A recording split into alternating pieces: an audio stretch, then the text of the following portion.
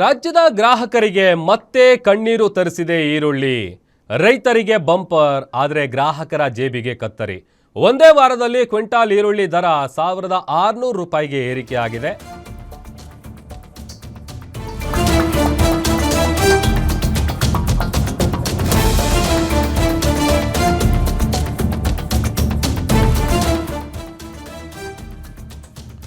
ರಾಜ್ಯದ ಗ್ರಾಹಕರಿಗೆ ಮತ್ತೆ ಕಣ್ಣೀರು ತರಿಸಿದ್ದಾಳೆ ಕೆಂಪು ಸುಂದರಿ.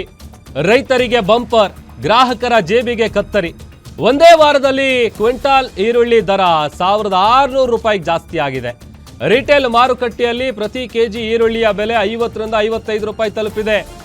ಯಶವಂತಪುರ ಸಗಟು ಮಾರುಕಟ್ಟೆಯಲ್ಲಿ ಕ್ವಿಂಟಾಲ್ಗೆ 5000 ರೂಪಾಯಿ. ಪೂರೈಕೆ ಕಡಿಮೆ ಆಗ್ತಾ ಇದ್ದಂತೆ ಮತ್ತೆ ಈರುಳ್ಳಿಯ ಬೆಲೆ ಏರಿಕೆಯಾಗಿದೆ. ಮಳೆ ಕೊರತೆಯಿಂದ ರಾಜ್ಯದಲ್ಲಿ ಈರುಳ್ಳಿ ಬೆಲೆ ಜಾಸ್ತಿ ಆಗಿರೋದು.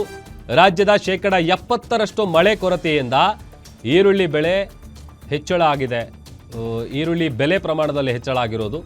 ನವೆಂಬರ್ ಡಿಸೆಂಬರ್ ವೇಳೆಗೆ ಸಗಟು ದರ ಕೆಜಿಗೆ 60 ರೂಪಾಯಿ ತಲುಪಬಹುದಾದಂಥ ಸಾಧ್ಯತೆ ಕೂಡ ಇದೆ. ದೇಶಾದ್ಯಂತ ಈರುಳ್ಳಿ ಕೆಜಿಗೆ ಸರಾಸರಿ ರಿಟೇಲ್ ದರ 60 ರಿಂದ 65 ರೂಪಾಯಿವರೆಗೂ ಇದೆ.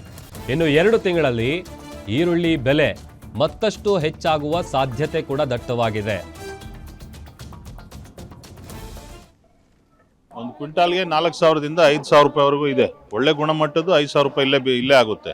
ಅದ್ರ ಮೇಲೆ ಖರ್ಚು ಇಲ್ಲಿ ಮಾರ್ಕೆಟ್ ಕಮಿಷನ್ ಎಲ್ಲ ಬಂದು 5% ಕಮಿಷನ್ನು, 0.60 ಮಾರ್ಕೆಟ್ ಫೀ ಇದಿರುತ್ತೆ, ಯೂಸರ್ ಫೀ ಅಂತಿರುತ್ತೆ. ಎಲ್ಲ ಇಲ್ಲೇ 5-6% ಖರ್ಚು ಬರುತ್ತೆ. ಹಮಾಲಿ, ಲಾರಿ ಬಾಡಿಗೆ ಎಲ್ಲ ಇಟ್ಕೊಂಡು ಅವರು 60 ರಿಂದ 70 ರೂಪಾಯಿ ಕೆಜಿಗೆ ಮಾರಬೇಕು ರಿಟೇಲ್ನವರು.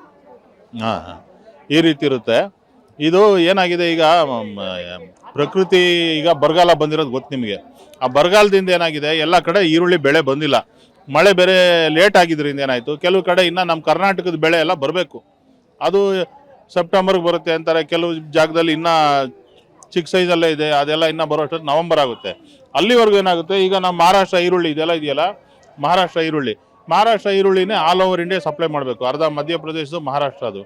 ಅಲ್ಲೇನಾಗಿದೆ, ಅಲ್ಲೂ ಅರ್ಧ ಮಳೆ ಜಾಸ್ತಿ ಮಳೆ ಆಗಿ ಅಲ್ಲಿ ಸ್ವಲ್ಪ ಕೊಳ್ತೋಗಿದೆ. ಹಂಗಾಗಿ ಇವಾಗ ಏನು ಕೈಯಲ್ಲಿ ಅವ್ರ ಹತ್ರ ಸ್ಟಾಕ್ ಈರುಳ್ಳಿನ ಅವ್ರು ಮಾರ್ತಾ ಇರೋದ್ರಿಂದ ಸ್ವಲ್ಪ ರೈತರೇನು, ಕರ್ನಾಟಕದಲ್ಲಿ ಬರಗಾಲ ಇದೆ, ಇನ್ನೂ ರೇಟ್ ಜಾಸ್ತಿ ಆಗ್ಬೋದು ಅನ್ನೋ ನಿರೀಕ್ಷೆಗೋಸ್ಕರ ಅವರೆಲ್ಲ ನಿಧಾನಕ್ಕೆ ಬರ್ತಾ ಇದ್ದಾರೆ, ಸ್ವಲ್ಪ ಖಾಲಿ ಮಾಡ್ತಾ ಇದ್ದಾರೆ. ಆದ್ರಿಂದ ಮಾರ್ಕೆಟಲ್ಲಿ ಅರೈವಲ್ಸ್ ಕಡಿಮೆ ಇರುತ್ತೆ, ರೇಟ್ ಜಾಸ್ತಿ ಆಗಿದೆ. ಇಷ್ಟೇ ಆಗ್ಬೋದು ಅಂತ ಹೇಳಕ್ ಬರಲ್ಲ.